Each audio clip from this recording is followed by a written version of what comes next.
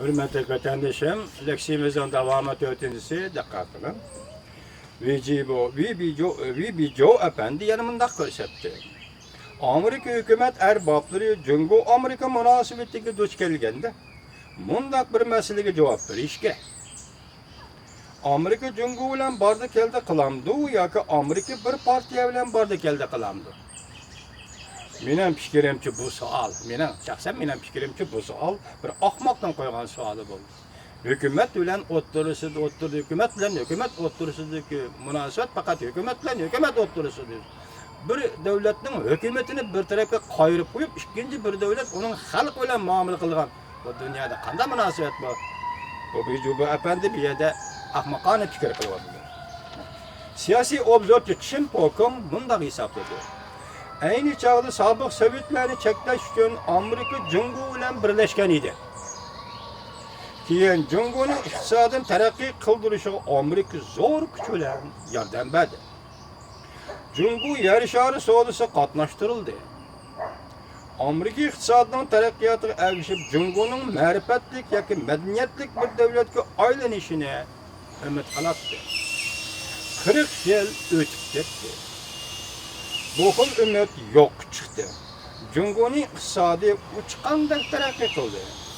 Zo'r bir qism boylik xiyonatchi poraxo'r amaldorlar tarafidan yutib elindi. Kompartiya rahbarligi Jungo bosh ko'tardi. Tashqari qaratgan tahdid kuchaydi. Bu urug' Amerika o'zi tergan urug' edi. Amerika strategiyachilarining oq ko'ngilligi Amerikaning Jungo siyosati mag'lubiyatga elib keldi. Mustabid Jungoning demokratik Amerikani bir tishlab olishi yangi ma'noga ega bo'lgan, yo'lda yotgan ilonni qo'yniga solib olgan Dixonning komediyasini sahnaga kelib chiqdi. Masalan, Amerika Jungoni yo'lab turg'izib bugungi holga keltirdi. Demakchi, Chimpokun Efendi bu hol ne faqatla yo'lda yotgan ilonni qo'yniga solib olgan Dixonning tragediyasini yana bir qatam sahnaga kelib chiqdi. Amerika siyaset sahasidagilarning Amerikaning Jungo qaratgan siyosiy atrofli qayta o'ylanishi zarur bo'lib qolmasdan, balki jiddiy va ta'xirsiz bo'lib qoldi. Deb ko'rsatdi siyosiy obzorchi Chimpokun yana bunday ko'rsatdi.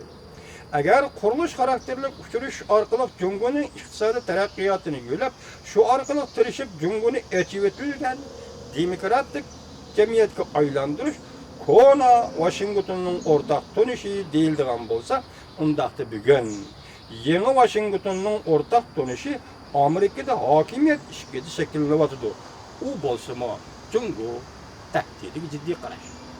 Nima deydi Chimpokun Efendi?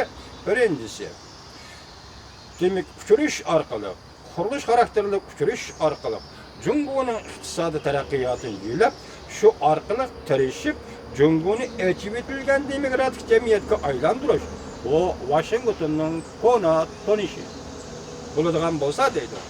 Endi Washingtonning yangi o'rtaq tonishi shu bo'ldiki, Washingtonning yangi o'rtaq tonishi Amerikada hokimiyat ichida shakllanyapti.